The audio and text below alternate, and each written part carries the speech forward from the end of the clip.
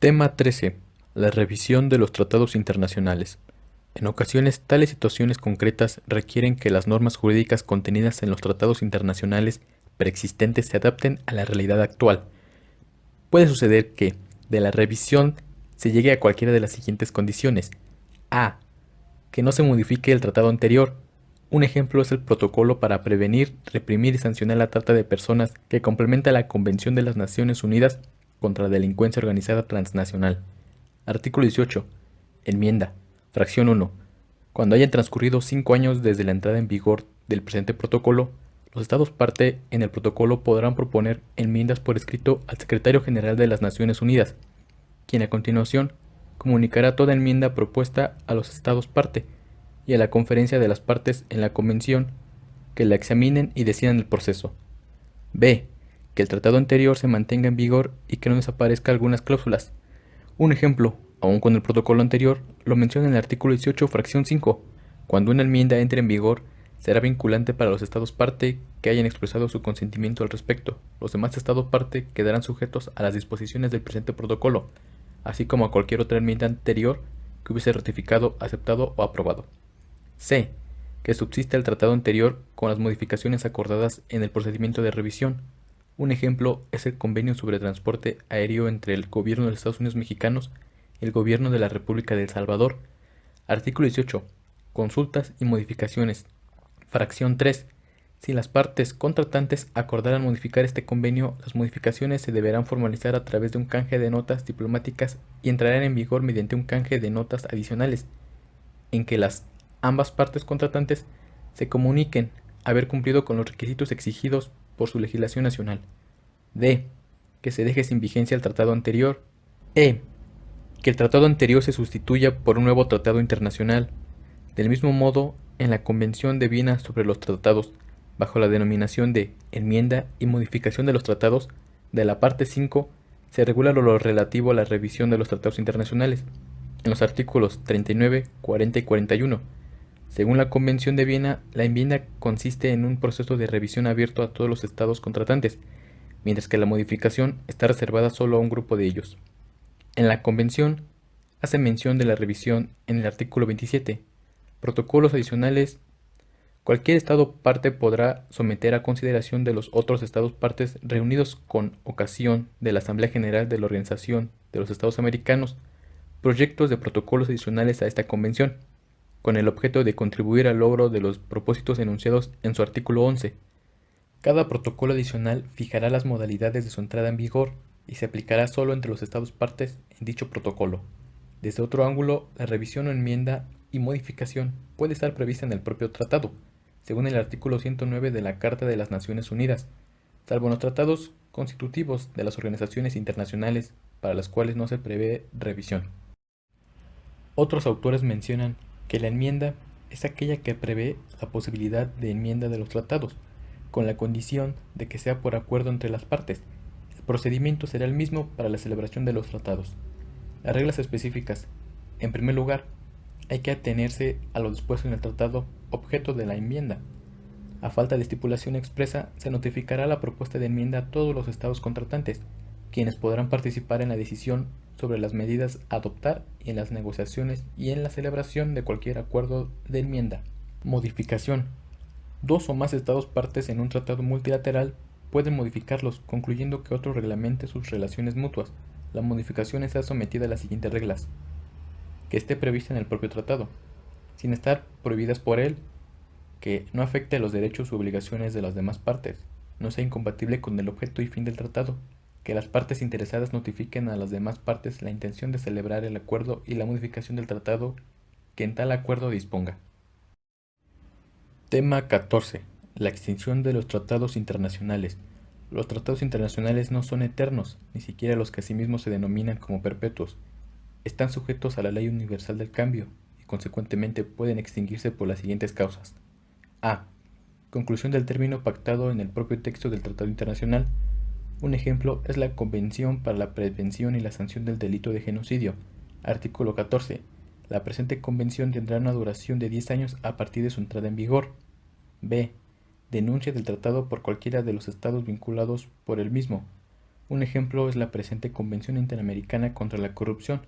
En el artículo 26 denuncia: la presente convención regirá indefinidamente, pero cualquiera de los estados podrá denunciarla. C. Extinción del tratado por la realización del objeto para el cual fue celebrado. Un ejemplo es el Convenio de Ginebra sobre la Cruz Roja, ya que este tratado está hecho especialmente para regir en tiempos de guerra. D. Terminación del tratado por desaparición de las circunstancias que daban lugar a la existencia del tratado internacional. Como ejemplo tenemos el caso de un tratado que establece una alianza entre países con motivo de una guerra. Podemos retomar el ejemplo anterior del Convenio de Ginebra sobre la Cruz Roja. E. La voluntad conjunta de los celebrantes del tratado internacional puede decidir soberanamente la extinción del tratado internacional. Ejemplo, el tratado sobre el traslado de reos para la ejecución de sentencias penales privativas de la libertad entre los Estados Unidos mexicanos y la Federación de Rusia. Artículo 18, fracción 4. El presente tratado podrá darse por terminado por cualquiera de las partes, mediante notificación escrita a través de la vía diplomática, con 180 días de anticipación. F. El tratado internacional puede concluir unilateralmente cuando una de las partes deja de cumplirlo y la parte decide dar por terminado el tratado internacional con la aceptación tácita del Estado incumplidor. Ejemplo, Acuerdo de Viena por el que se establece una clasificación internacional de los elementos figurativos de las marcas. Artículo 9, fracción 7, inciso A. El acuerdo de sede concluido con el país en cuyo territorio tenga su residencia la organización preverá que ese Estado conceda anticipos si el fondo de operación fuese insuficiente. Inciso B. Y la organización tendrá derecho a denunciar unilateralmente el compromiso de conceder anticipos mediante notificación por escrito. La denuncia producirá efecto 3 años después del término el año en curso del cual haya sido notificada. G. Celebración de un tratado posterior incompatible con el anterior que se extingue. Si los celebrantes de un tratado internacional celebran un tratado posterior incompatible con el primero, prevalece el segundo tratado. H. Extinción del tratado por acuerdo de voluntades tácita. Los celebrantes actúan sin acatamiento al tratado internacional presuntamente vigente. I. Los tratados internacionales celebrados entre estados pueden concluir cuando hay entre ellos un estado de guerra. Un ejemplo es el Tratado de Versalles. Fue un tratado de paz que se firmó en la ciudad de Versalles al final de la Primera Guerra Mundial por más de 50 países. Este tratado terminó oficialmente con el estado de guerra entre Alemania y los aliados de la Primera Guerra Mundial. Desde otra perspectiva, las causas de terminación de los tratados según Jane y Acea Valdés, los tratados pueden terminar. 1. Reglas generales. Las principales causas de conclusión de los tratados internacionales son indicadas en el propio cuerpo del tratado o documento anexo o por razones de derecho común. 2. Imposibilidad de cumplimiento. La imposibilidad de cumplir con lo pacto conlleva la invalidez del negocio internacional, ya sea al momento de la firma o con posterioridad. 3. Denuncia por incumplimiento. En virtud del principio in adimplenti non est adimplentum, en los tratados bilaterales, una parte puede manifestar que el tratado ha sido violado por la otra, dando lugar a su extensión inmediata del mismo, siempre que el perjudicado se retire, pues queda a su elección decidir sobre el mantenimiento y no del acuerdo. Tema 15. Efectos de los tratados internacionales. Los efectos de los tratados internacionales inician a partir de su entrada en vigor. La iniciación de vigencia de los tratados internacionales es variable según las siguientes circunstancias. A. Iniciará su vigencia en la fecha establecida en el propio tratado internacional. B.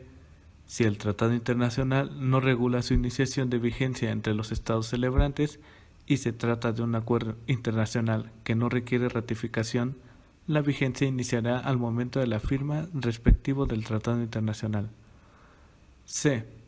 Si el tratado internacional requiere ratificación, su vigencia iniciará.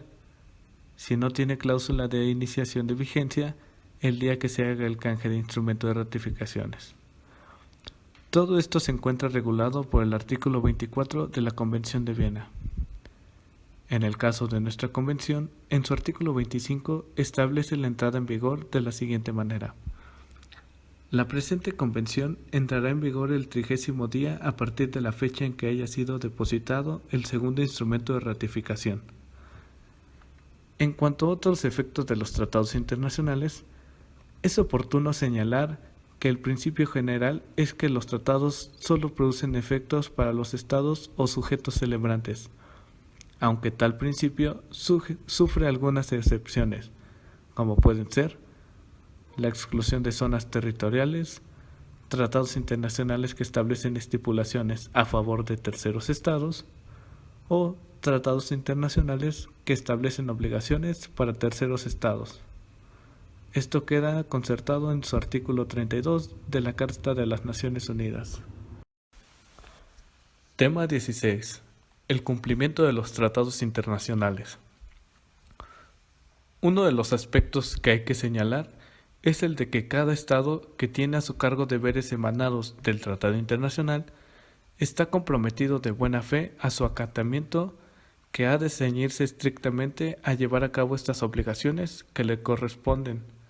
Esto es, que las interpretaciones de las cláusulas del Tratado Internacional las lleva a cabo el Estado obligado, aunque también si el cumplimiento del Tratado Internacional suscitara problemas en el país obligado, se pueden iniciar negociaciones tendientes a su revisión. El cumplimiento debe darse en su totalidad, aunque puede darse el caso de incumplimiento imparcial. En el caso de esta convención, en su artículo 3, Medidas preventivas, establece que se llevará a cabo una revisión en el momento de que existan leyes que eliminen los beneficios tributarios a cualquier persona o sociedad que efectúa asignaciones en violación contra los Estados partes. Esto con el fin de que genere un incumplimiento grave provocando la terminación del tratado. En cuanto a la terminación del tratado, en la Convención de Viena se previene el derecho de suspender o de dar por terminado el tratado ante el incumplimiento del obligado en su artículo 60, así como también en su artículo 61 está prevista la situación de imposibilidad de alguna de las partes en un tratado para darles el cumplimiento debido. Tema número 17. La adhesión a los tratados internacionales. Para Rousseau, las expresiones adhesión y accesión eran sinónimos. Las diferencias entre cada una de ellas son las siguientes. Accesión. Significa que un tercer estado se agrega a petición propia a un tratado ya en vigor entre otros estados, para convertirse en parte con todos los derechos y obligaciones concomitantes. La adhesión es cuando el Estado que se incorpora no hace cumplir las condiciones previstas de antemano, manifestando su voluntad de quedar incorporado al pacto y depositando su adhesión. Para el autor Carlos Arellano, la adhesión es una manifestación de voluntad de un Estado tercero, no celebrante original de un tratado internacional, por el que se somete a lo establecido en el tratado internacional celebrado entre otros sujetos de la comunidad internacional. Adhesión para todos los estados sin límite alguno. Este apartado lo podemos observar en el tratado internacional denominado